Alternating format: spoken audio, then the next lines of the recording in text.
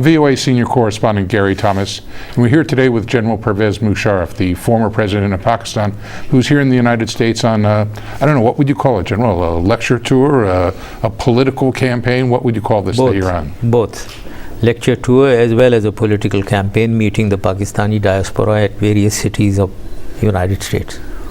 It seems to me you're taking almost a page out of Benazir Bhuttos' playbook when she did the same kind of tour, looking to make her return to Pakistan and was going around trying to drum up support. Is this the same sort of thing? Well, I don't think she interacted with the Pakistani diaspora as I am doing. But I am doing it on my own. I am not, I never copy anyone else. It's my own thoughts. But you do seek to return to politics? Yes, yes indeed. The question arises, why would you want to do that, given that the public did repudiate you in an election, and in fact it might be difficult for you to go back, considering there's no, I guess, deal in place for you to go back at this point? No, I think, first of all, I was not repudiated in the elections. I was elected the president of Pakistan. It was the political parties, the party which supported me. I was not the president of that party. That party lost in the last elections in 2008, and a new party came in, and that party was against me, and I thought I'll be sitting as a useless president, no contribution. I'm not the kind who could be sitting uselessly when there is no contribution to be made. Therefore I quit. But why am I going back now?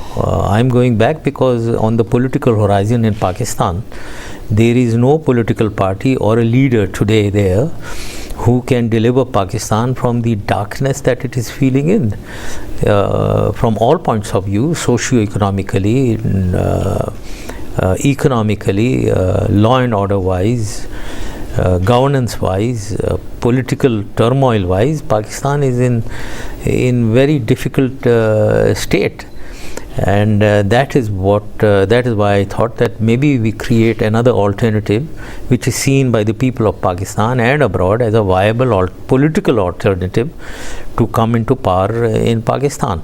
And I think the environment is ripe for that, and therefore I thought I should try my luck. But returning to the political arena, of course, having been in politics, you will be judged by your record both nationally and internationally. So those are some of the things I'd like to ask you about.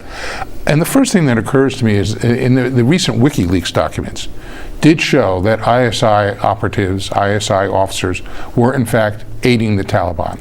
And this has been a question that arises in U.S. policy circles. Indeed, it colors U.S. policy deliberations, even as it goes through a policy review on Afghanistan.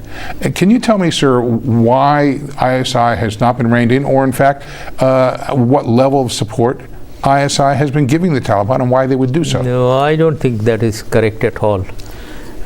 This has gone on since maybe 2004, even in my days. The unfortunate reality, if you see on ground, ISI has been attacked by the Taliban umpteen number of times. Their offices have been attacked, bombed, suicide bomb attacks. They have suffered about 300 operatives killed. Now, on one side, the Taliban are attacking and killing them.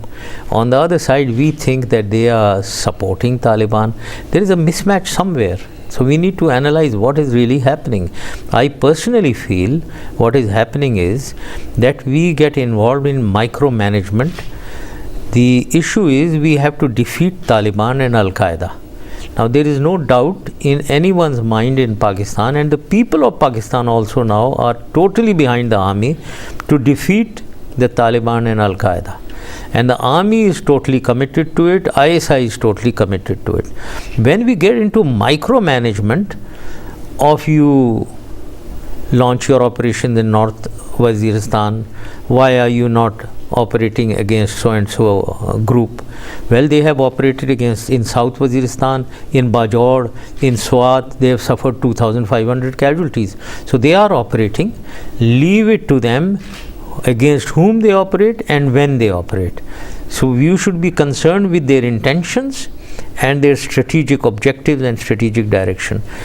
So this is the problem, I think, which really leads to these misperceptions of ISI dealing or abetting with the Taliban. But didn't your government and indeed previous Pakistani governments pursue this policy of so-called strategic depth, that of using agents like the Taliban to blunt Indian influence or perceptions of Indian influence in Afghanistan? No, not at all.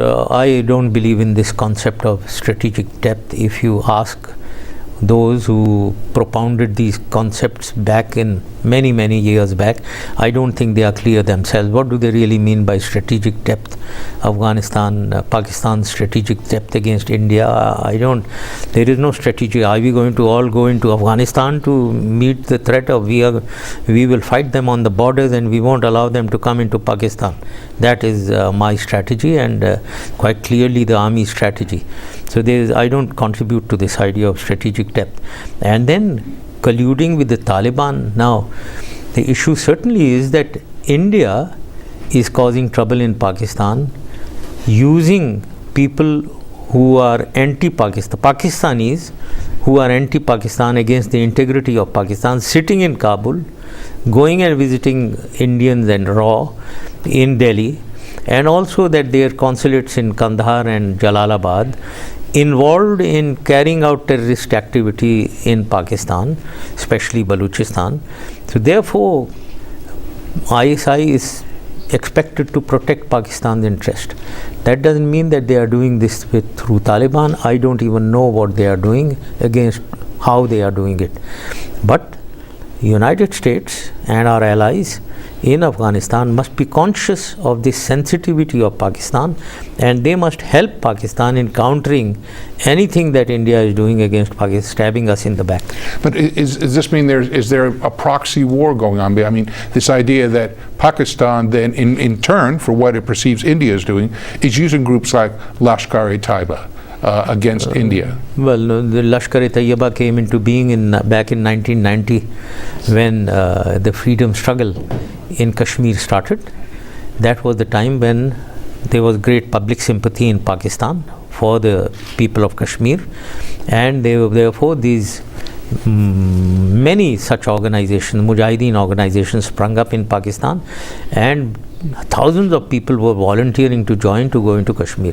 That is where Lashkar-e-Taiba came in, and they used it is the public which is driving the Lashkar-e-Taiba and or any other like HUM and JM and all that. There is great public sympathy. They want to join them and go and fight the Indians. It's not the government doesn't have to do anything about it.